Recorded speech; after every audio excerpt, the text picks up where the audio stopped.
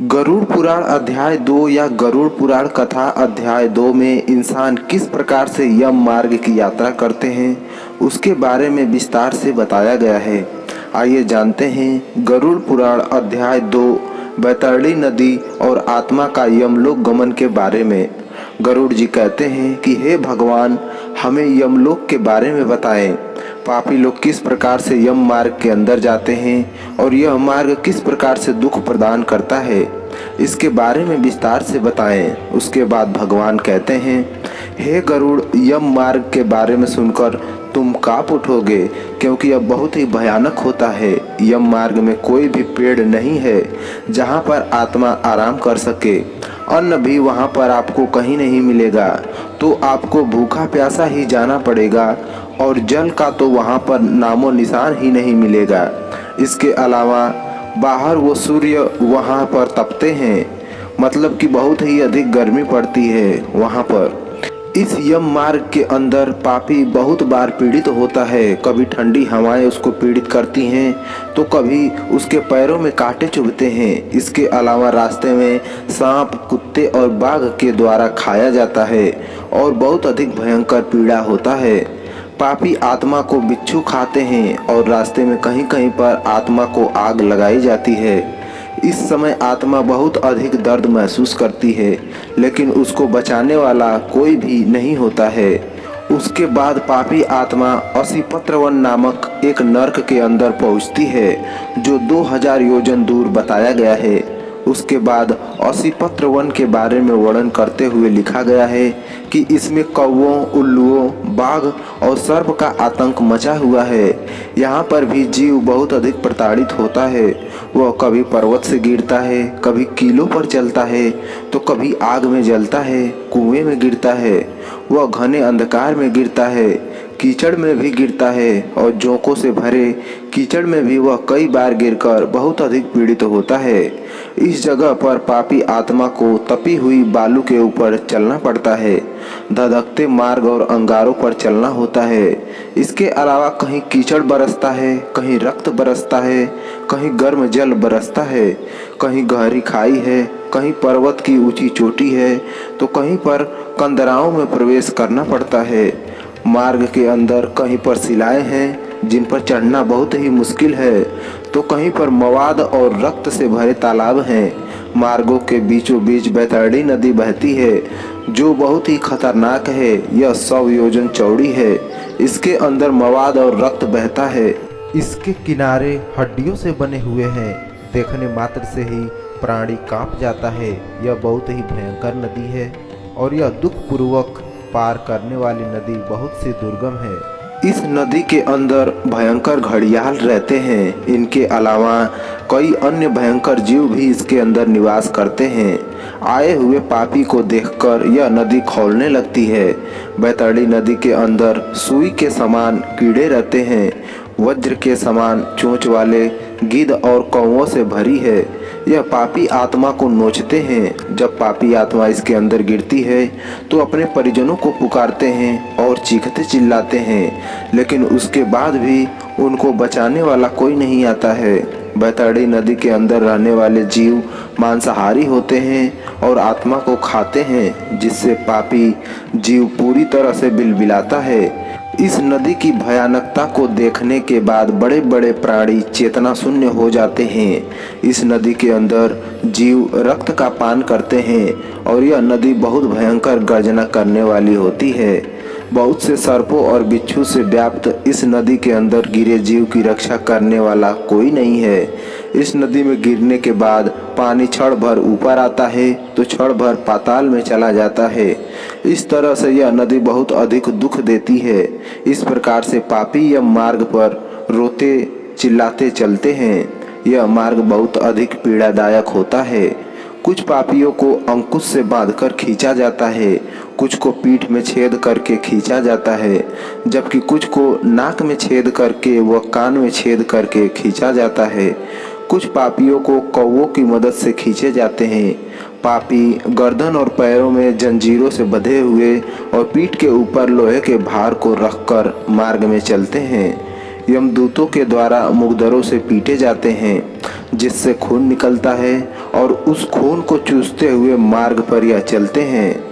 इस दौरान पापी जीव अपने पाप कर्मों के बारे में सोचते हैं और बहुत अधिक दुखी होते हैं।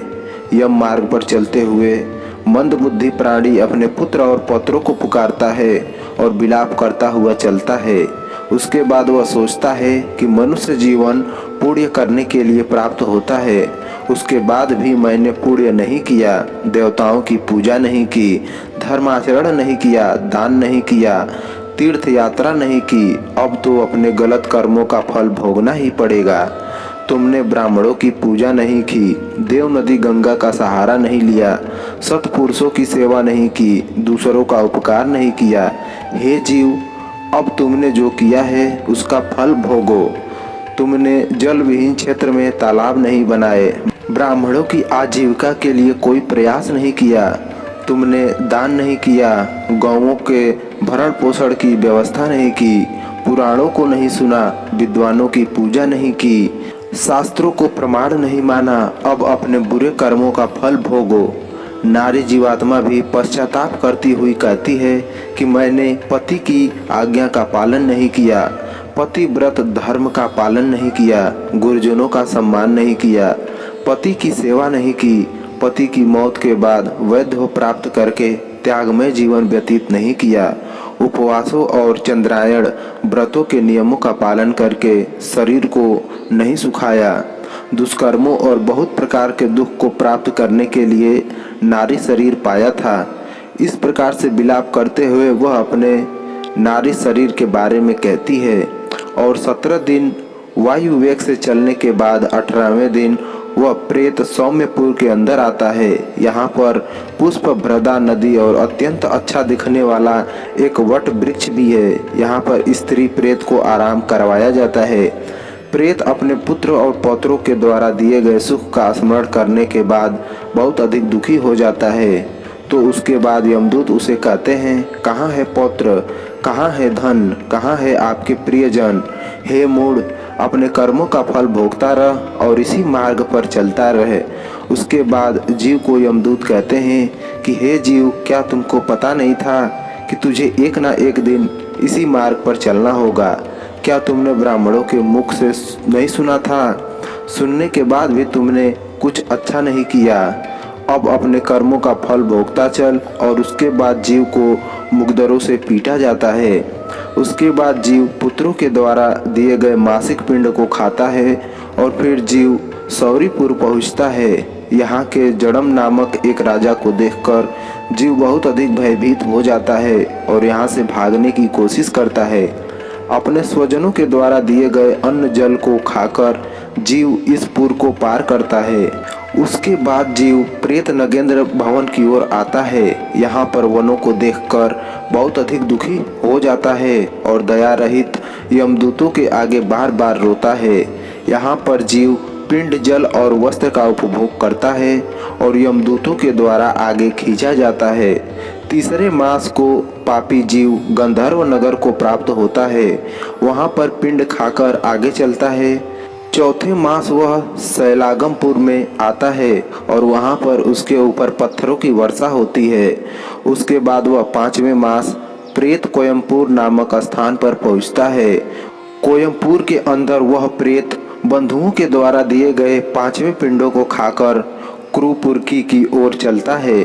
5.5 मास के बाद वह उषाढ़ मासिक पिंड से तृप्त होने के बाद यमदूतों के द्वारा डराए जाने के बाद उस पुर को छोड़कर त्रिभुवन नामक पुर को जाता है, जहाँ पर यमराज का छोटा भाई विचित्र नाम वाला राज्य करता है।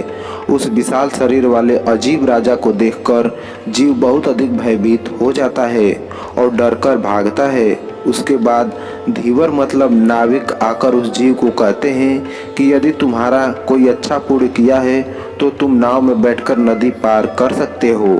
यदि किसी जीवात्मा ने दान किया है तो वह नदी के उस पार आसानी से चला जाता है।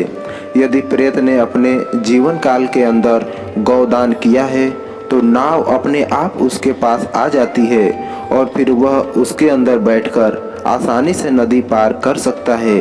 लेकिन यदि उसने अपने जीवन में कोई दान नहीं किया तो वह उस नदी के अंदर डूब जाता है और यमदूत उसके मुख में सूल से छेद करके रस्सी बांधकर उससे नदी पार करवाते हैं। इस दौरान प्रेत को बहुत अधिक दर्द होता है और वह बिलबिलाता है। षाढ़मासिक पिंड खाकर जीव अधिक भूख से पीड़ित होकर विलाप करता हुआ चलता है और 7वें मास में वह ब्रह्मापदपुर को जाता है। यहाँ पुत्रों के द्वारा दिए गए 7म मासिक पिंड को खाता है और दुखद नामक पुर को आकाश मार्ग से गमन करता हुआ बहुत अधिक दुख प्राप्त करता है। 8वें मास में वह पिंडों को खाकर आगे बढ़ता है और 9वां मास पूर्ण होने पर जीव नाना कंद्रपुर नामक स्थान पर पहुँचता है। वहाँ पर जीव को बहुत अधिक डराया जाता है और वह भय से थर थर काँपने लगता है। उसके बाद यमदूतों के द्वारा भयभीत करते हुए 11वें महीने सुप्त भवन नामक स्थान पर पहुँचता है। वहाँ पर पुत्र आदि के पिंडदान से भी सुखी नहीं होता है। 11वें मास पूरा होने पर वह रौद्रपुर के अंदर जाता है। उसके बाद एकादश मासिक पिंड को वह खाता है। 11.5 मास बीतने के बाद वह पर्योवर्षण नामक स्थान पर आता है। यहाँ पर प्रेतों के द्वारा घनघोर वर्षा की जाती है और जीव बहुत अधिक दुखी होता है। वर्ष पूरा होने के बाद जीव सीताढ़ी नामक नगर को पहुँचता है। वहाँ पर हिम से भी अधिक ठंड पड़ती है, जिससे जीव बहुत अधिक दुखी होता है और अपनी सहायता के लिए देखता है कि उसके कोई बांधव है या नहीं। उसके बाद यमदूत उसे बोलते हैं कि उसका ऐसा कोई पुण्य नहीं है कि उसकी मदद की जा सके और यहाँ पर जीव वार्षिक पिंड को खाकर धैर्य धारण करता है। उसके बाद वर्ष के अंत में वह यमपुरी को पहुँचता है। यहाँ पर वह अपने वायु शरीर को साथ लेकर कष्टपूर्वक यमपुरी को जाता है। जो जीव अपने जीवन काल के अंदर दान वगैरह नहीं करते हैं उनको यमदूत अत्यंत कष्टपूर्वक यमपुरी को ले जाते हैं। उसके बाद भगवान कहते हैं, हे गरुड़, मैंने यम मार्ग के बारे में आपको विस्तार से बता दिया है।